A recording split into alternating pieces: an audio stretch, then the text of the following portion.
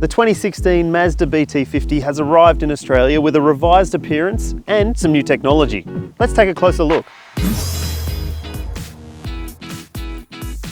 There are 23 derivatives of the new look Mazda BT-50 to choose from, with 4x2 and 4x4 variants, as well as single, space and dual cab body styles. You can choose between a tray-back ute or a pickup body style, and prices range between $25,570 for the entry-level model up to $53,790 for the flagship GT Auto. The model we have here is the dual cab XTR, which sits near the top of the BT-50 range and is one of the most popular variants available. As you can see, there are some changes in terms of styling to the new BT-50, with revised headlights with new black inlays and a more muscular front grille towards the rear of the car.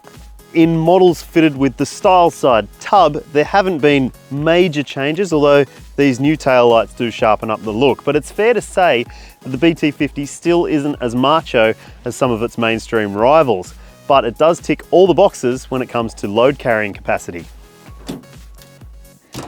This XTR model, for instance, has a competitively sized tray, and the payload for a dual cab 4x4 automatic is 1,095 kilos, which is more than most rivals and theoretically enough to hold a Mazda 2. As for towing, most BT-50s have 3.5 ton braked capacity, which is at the level of the best in class.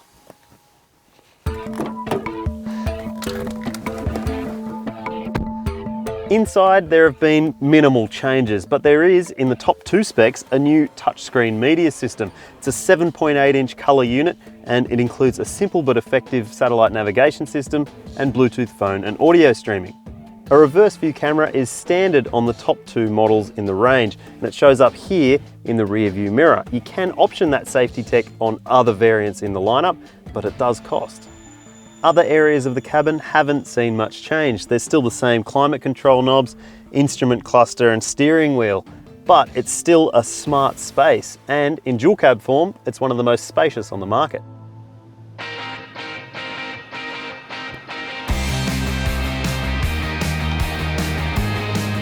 So, does the updated BT-50 drive any differently from the model it replaces? In short, not really. The 3.2 litre 5-cylinder turbo diesel engine is offered in 21 of the 23 variants in the BT-50 range, and it's a thumper of a thing. It's got 147 kilowatts and 470 newton meters, so it's not short of pulling power.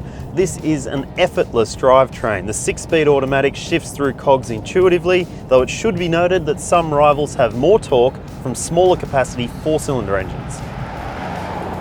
Mazda claims that it's tuned the steering and suspension to feel like an SUV, and in most characteristics it does. It steers well through corners, and that steering is very accurate, although it is a little bit heavy at lower speeds, and it suffers from that work truck turning circle. The pre-facelift BT-50 suffered from quite a jittery ride, especially when the tray was empty, and that's a trait that's carried over to the updated model. The back end can skip out over sharp bumps, and it never really feels as settled as some of its rivals.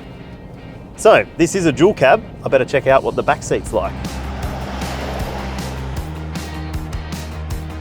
So Mazda's promising a top-notch experience in the back seat, and I've got to say, it is really good back here. I've got good knee room, good toe room, and good headroom, and if there were 3 of me across the back, I'm sure we'd all be relatively comfortable.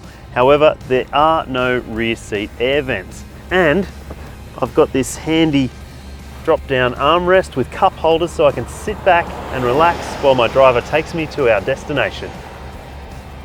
Oh, what? We're already here? Okay.